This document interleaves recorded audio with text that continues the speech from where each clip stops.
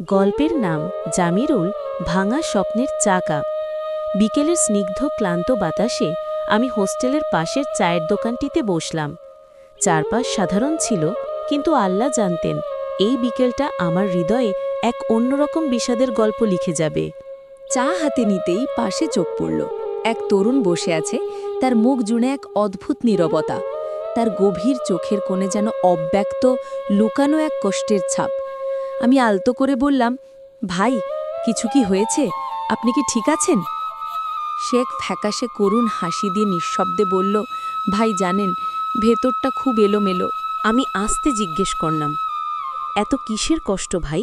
কি হয়েছে বলুন তো? সে নিচু চোখে মাটির দিকে তাকিয়ে বলল, ভাই, যাকে প্রাণ দিয়েছিলাম, আল্লাহ সাক্ষী, কতটা খাঁটি ভালোবাসা ছিল, কিন্তু মাত্র কয়েকদিন হলো তার বাবা মা অন্য কোথাও ওর বিয়ে দিয়ে দিলেন।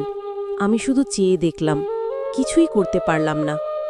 মনটা এমনভাবে ভেঙে খান খান হয়ে গেছে, যেন বুকের ভেতরটা এক লহমায় খালি হয়ে গেল। তার কণ্ঠে এক ফোঁটা রাগ বা অভিযোগ ছিল না, ছিল শুধু বেদনার এক নীরব স্রোত। আমি চুপচাপ স্তব্ধ হয়ে তার দিকে তাকিয়ে রইলাম। চা ঠান্ডা হয়ে গেল, কিন্তু সেই তরুণটির অশ্রুসিক্ত চোখে যেন আমারও এক পৃথিবী উষ্ণ হয়ে উঠল বেদনার উষ্ণতায়। এই হৃদয়স্পর্শী গল্পের চূড়ান্ত পরিণতি কী হলো তা জানতে চাইলে পরবর্তী অংশটি দেখার জন্য বিশেষ আমন্ত্রণ রইল। সাবস্ক্রাইব করে বেল নোটিফিকেশন অন রাখুন। সাজু স্টোরি, সাজুর গল্পঘর।